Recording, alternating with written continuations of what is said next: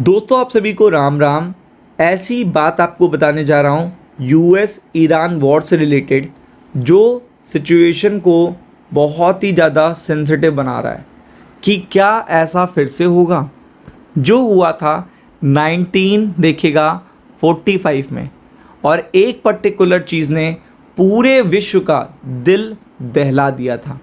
बिल्कुल सही सुना, बिल्कुल दिल दहल गया था सभी का। और तब सबने जाना था कि इस पर्टिकुलर बॉम्ब को ना ही यूटिलाइज़ किया जाए तो आगे अच्छा होगा फ्यूचर में, जिसके लिए जिनेवा कन्वेंशंस किया गया था और बहुत सारी ट्रीटी साइन हुई हैं इस पर्टिकुलर बॉम्ब को लेकर।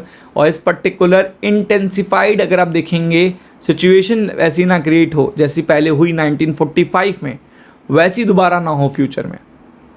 तो आप समझ सकते हो कि अब क्या मैं बात करने वाला हूँ। सेंसिटिव इन्फॉर्मेशन, एक वॉर चल रहा है जिसमें यूएस को बार बार देखिएगा एक तरीके से डिसरिस्पेक्ट कर रहा है ईरान। और वो समझ नहीं पा रहा है कि यूएस अपनी 10 या 20% पावर के साथ भी नहीं लड़ रहा होगा। अगर वो सही से लड़ने लगे तो ईरान कंट्री देखिएगा डिफ़िकल्ट सिचुएशन में आ जाएगी। लेकिन आपको पता है कि यूएस हमेशा से फ्रस्ट्रेटेड कंट्री रहा है। शुरुआत में तो वो सही रास्ता अपनाता है, फिर वो गलत रास्ता अपनाता है और फिर वो बहुत गलत रास्ता अपनाता है।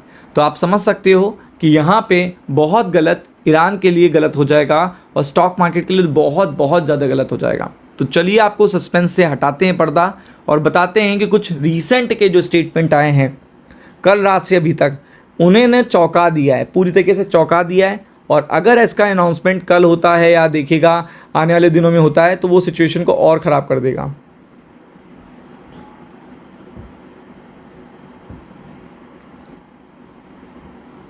तो आप यहाँ पे देख सकते हो पूरी तरीके से, ये देखिएगा ट्रम्प थ्रेट करा है bomb bridge power plant unless Iran resume talk.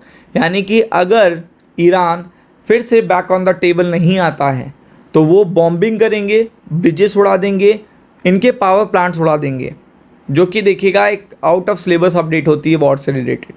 लेकिन इसमें देखिएगा न्यूक्लियर बॉम्ब का भी खतरा बढ़ रहा है। मतलब उन्होंने जो टोन यूटिलाइज़ करी है उसके बाद न्यूक्लियर मतलब ये चीज़ें भी जा सकती हैं। और ये चीज़ सबसे ज़्यादा थ्रेटनिंग है क्योंकि लास्ट टाइम जो यूटिलाइजेशन हुआ था वो जापान पे हुआ था, हिरोशिमा नागासाकी पे हुआ था, ये आपको पता है। और इसके बाद से पूरी मानवता को पता चला था कि ये पर्टिकुलर बॉम्ब कितना ज़्यादा घातक है। तो आपको पता है उस समय भी बहुत छोटी कंट्री थी और इस बार भी देखिएगा बहुत छोटी कंट्री है। तो डोनाल्ड ट्रम्प ने थ्रेट दिया है स्ट्राइक का और वो सिविलियन पे अटैक करेंगे।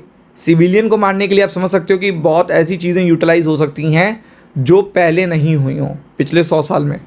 तो आप समझ सकते हैं यहाँ पे आप पूरी तरीके से देखिएगा।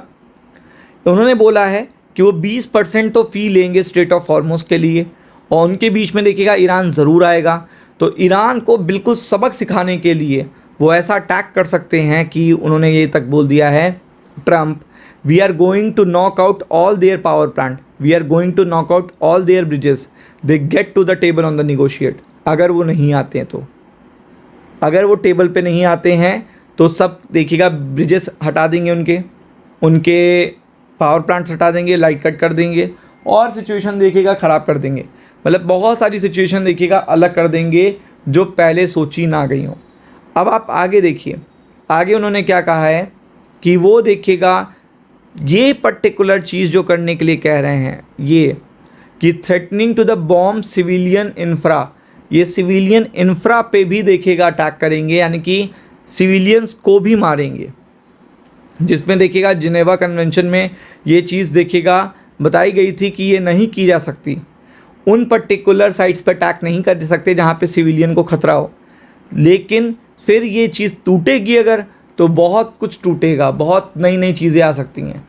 तो जो बॉम्ब का खतरा, परमाणु हथियार का खतरा है, वो अब बढ़ता देखने को मिल रहा है ईरान वॉर में, चूँकि ईरान इस बात को समझ नहीं रहा है कि समझौता करना बहुत ही इम्पॉर्टेंट है। लेकिन अगर कोई ऐसी चीज़ हो जाती है जिसका अनाउंसमेंट हो सकता है 24 घंटे में, रात में, कल सुबह, परसों सुबह, एनी टाइम, चूँकि चीज़ें बदलती जा रही, चूँकि अब MOU किनारे हो गया है, सीज़ फायर किनारे हो गया है, दोनों बात कर नहीं रहे हैं, तो ये चीज़ देखिएगा ख़राब हो सकती है। तो थोड़ा सा ऊपर के लेवल पे ट्रैप ना होइएगा। राम राम।